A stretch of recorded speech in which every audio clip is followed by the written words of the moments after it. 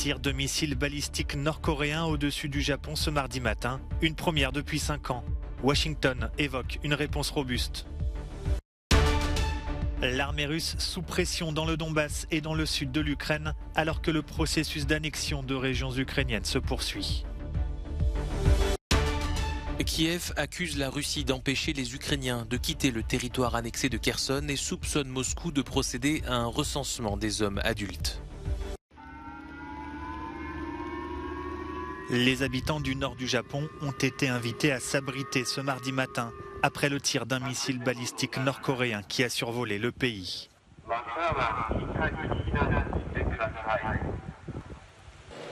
Dans plusieurs villes, comme ici à Sapporo, sur l'île d'Hokkaido, les transports ont été mis à l'arrêt. Le missile de moyenne portée, qui a volé sur une distance de 4500 km, aurait pu toucher l'île américaine de Guam s'il avait pris une autre trajectoire. Il s'agit du premier missile nord-coréen qui survole le Japon depuis 5 ans. Ce tir, qui fait suite à une récente série de lancements par la Corée du Nord, est un acte imprudent que je condamne fermement, a déclaré le Premier ministre japonais. Le président sud-coréen a également rapidement réagi.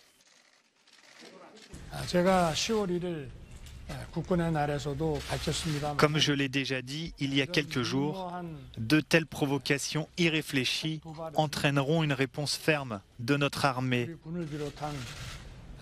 de nos alliés et de la communauté internationale. Pyongyang a engagé une campagne d'essai intensif de ses armements cette année et a déjà tiré plusieurs missiles balistiques ces derniers jours, alors que des exercices militaires défensifs ont été menés conjointement par la Corée du Sud, les États-Unis et le Japon. Washington dit consulter ses alliés en vue d'une réponse robuste.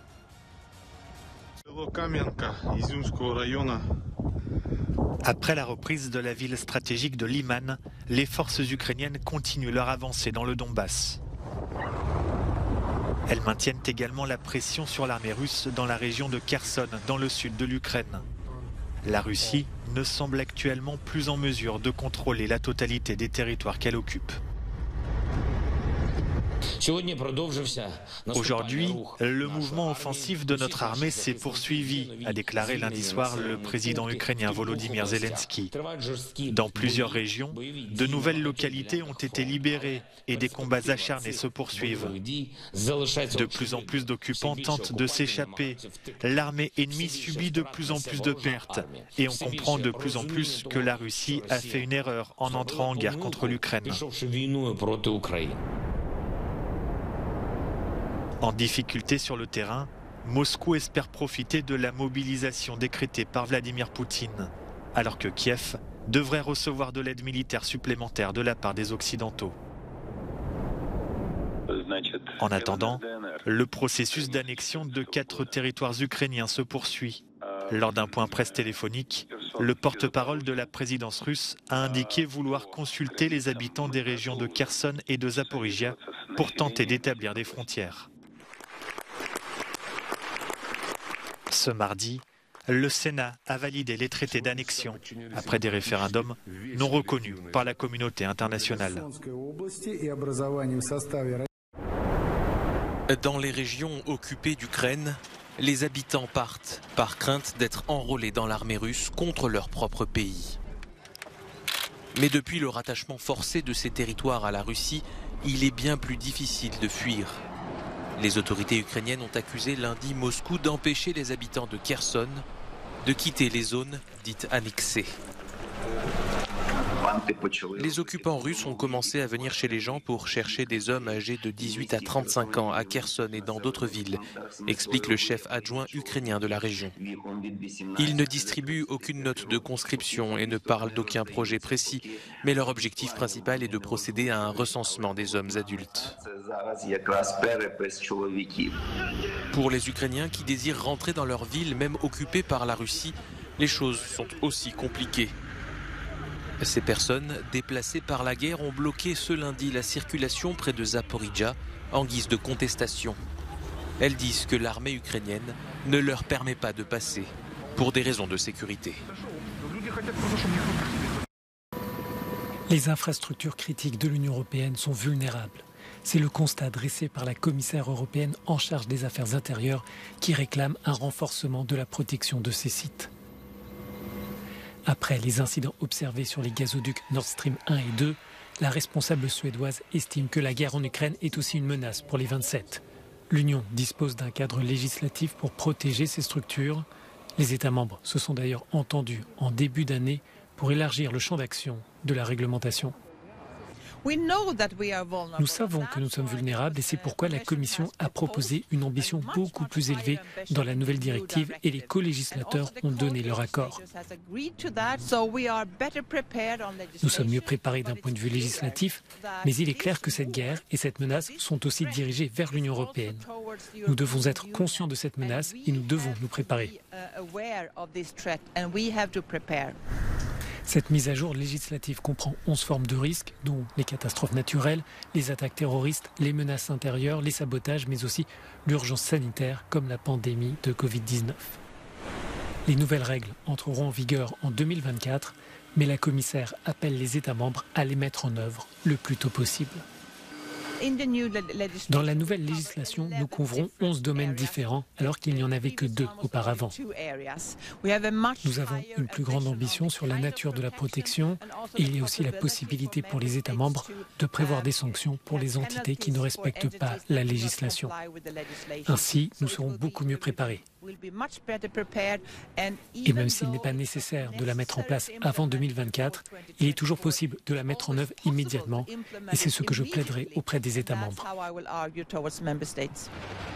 Le texte se penche particulièrement sur la cybersécurité. Selon le nouveau système, les États membres et les opérateurs auront l'obligation de vérifier régulièrement leurs infrastructures critiques et de résoudre les faiblesses qui seraient ainsi révélées. La confusion règne en Bosnie où 2 leaders revendiquent la victoire aux élections dans la Republika Srpska, entité autonome serbe du pays. L'opposante Jelena Trivić, qui a mené une campagne contre la corruption aux accents nationalistes, dit avoir remporté le scrutin face au président sortant, Milorad Dodik. Nous allons revendiquer une nouvelle organisation du processus électoral dans toute la Republika Srpska. C'est notre objectif final. Pour y parvenir, nous devons demander un recomptage des bulletins de vote dans de nombreux bureaux de vote. Milorad Dodik, qui vise un 3e mandat, a rejeté la revendication de victoire de sa rivale, accusant son adversaire de manquer de sérieux. La Bosnie est gouvernée selon un système communautaire avec 2 entités, la Republika Srpska, représentant l'ethnie serbe, et une fédération croato-musulmane. Le pays de 3,5 millions d'habitants, selon un recensement de 2013, subit une forte émigration en raison du manque de perspectives économiques. Les mouvements de contestation ne faiblissent pas en Iran, plus de 2 semaines après la mort de la jeune Mahsa Amini. Ces derniers jours, 2 violents affrontements ont éclaté entre étudiants et forces de sécurité dans une grande université de Téhéran. Les États-Unis se sont dit particulièrement préoccupés par la répression des contestations.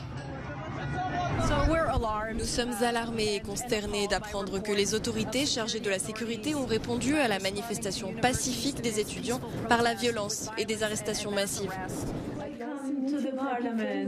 Après avoir rencontré la sociologue franco-iranienne Azadeh Kian, la présidente du Parlement européen, Roberta Metsola, a également exprimé son inquiétude. La mort brutale de Mahsa Amini, 22 ans, a marqué un tournant. Chers collègues, ce sont les filles de l'Iran qui, malgré la pression constante qu'elles subissent, sont à la tête des efforts de changement. Ce sont les femmes qui sont les artisanes du changement, soutenues par tant d'alliés et d'amis courageux.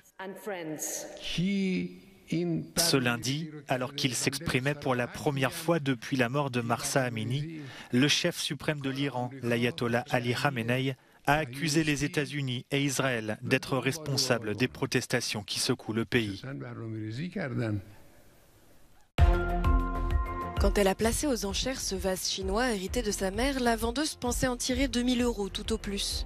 L'objet s'est au final vendu à Paris pour plus de 9 millions d'euros, frais inclus, après avoir tapé dans l'œil de nombreux acheteurs chinois.